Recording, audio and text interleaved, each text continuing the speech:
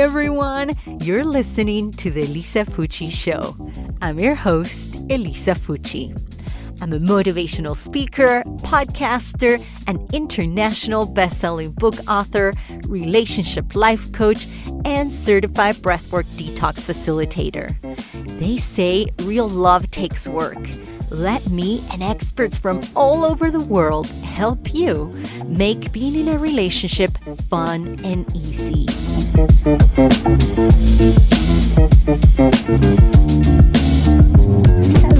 Hello. Welcome to today's podcast episode.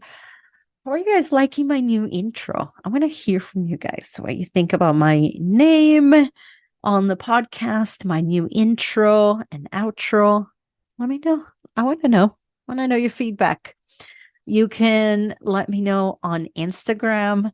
Reach out to me there at Elisa Fucci Coaching, or you can email me, elisafucci.coaching@gmail.com, and let me know. How are you liking that? I would love to hear any feedback. I just went with it, and I went with what my son helped me pick the music, and I just did it.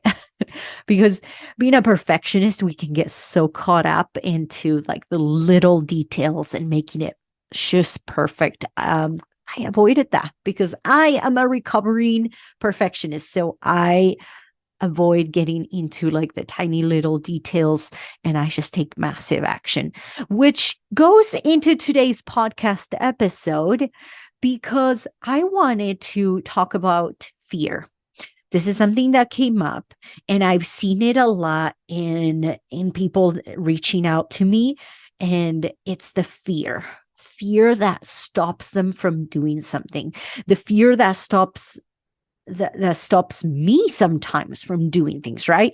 Even though I've gotten so good at stopping fear from taking over my life, I still have fear. I still have to go through it and experience it. Just the other day, like when I was following an intuitive hit to go and reach out to this big celebrity guy. Actually, it's the founder of Breathwork Detox.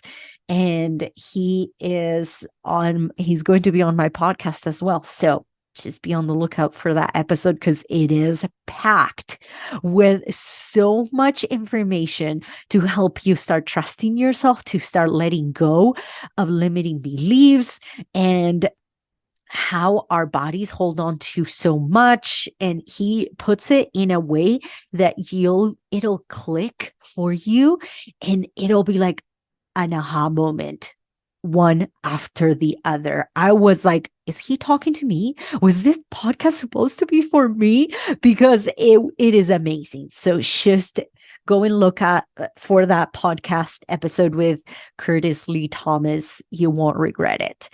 But as I was trying to reach out to him, I had a fear of rejection. That's usually what my fear is, that people will reject me, people will not like me, people will say something that they don't like about what I said, right? These are the thoughts behind it. And as I started gathering information, I realized, okay, what are some other things that might be stopping you? What is another thing that fear is stopping you from? It could be from taking action, from getting the support that you need, that you need, so you can save your marriage, so you can lose weight, so you can take that step to get a new job, get a promotion. Fear is usually what stops us, what holds us back from actually doing what is in our best interest. Fear is what keeps us safe. So some of the examples that I have heard from recently is being afraid of taking that job promotion, applying for that job promotion, or reaching out after you applied right? You're like, oh, I don't know if I should reach out and I should say anything. I'm just going to wait for them.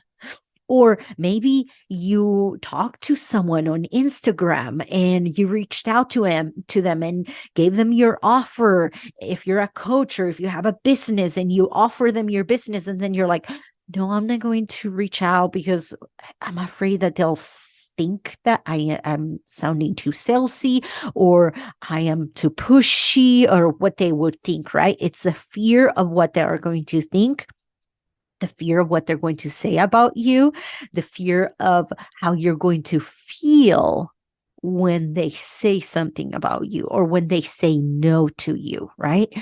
So fear is pretty relevant in our lives. Fear is what stops us from getting help when we need it, when we're going through something difficult because of what people will say, what they'll think that when they find out that we're struggling, that we are not as perfect as we look on Instagram or at church when they see us or on our texts, right? Fear is what stops us from being ourselves, from being the best version of ourselves, from tapping into that wisdom that we have inside and following through with it. I know that so many of us fear and stay in our safety net and stay in our comfort zone and don't do the things that we know we need to do. Maybe it is going live on Instagram. Maybe it's reaching out to someone. Maybe it's saying what you want in the relationship, knowing that it might rock the boat, knowing that your spouse might get angry at you, knowing that he's not going to like it, that he's going to throw a fit, that it's going to throw off your routine, your life, your rhythm, even though you hate it. Fear is what gets you out of, it's a sign that you are getting out of your comfort zone, out of your safety zone, and into the unfamiliar territory, into the growth. So, of course, I want you to just remember this, something that I love saying and that I teach my clients and that I tell my kids. Of course, you're going to be afraid. Of course. Just saying that, whenever you're faced with fear, just tell yourself, of course, I'm feeling fear. Of course, that looks scary. I've never done that before. Of course, I'm going to dread doing this. Of course. Just saying that gives safety to yourself, gives safety to you feeling that emotion. Because I want to go over a few questions that are going to help you start digging into why we indulge in fear, why it is that we let fear guide our lives, why it is that we don't do things and we just stay comfortable. We stay in the same job. We stay in the same position, the same pay raise. We stay in the same relationship, or we go back to that same relationship. We don't get the help we want. We don't leave the relationship. We don't set up those boundaries. We don't follow through on the boundaries because of the fear, because we are indulging in that fear. So I'm going to go over a few questions that are going to help you start digging. Start getting the real beliefs that are stopping you, the real reasons of why you're indulging in the fear, and how you can start getting out of it, how you can take control over and ownership over your life and start taking action and start taking scary, big, massive action. And if that sounds scary to you, good. I want you to be activated by what I say today. So I want you to think about, like, just, okay, grab a piece of paper. And if you don't, like, grab your phone, start writing down. Okay. I want you to think about how often you feel fear. I want you to think about how often you feel anxious or worried. Um, I want you to just let me know, like, how often do you do that? Write that down. Like, how often do I feel fear? Oh my gosh. In my business, that's a given every day. When when I feel fear, when I feel anxious, like about doing something, it's a given.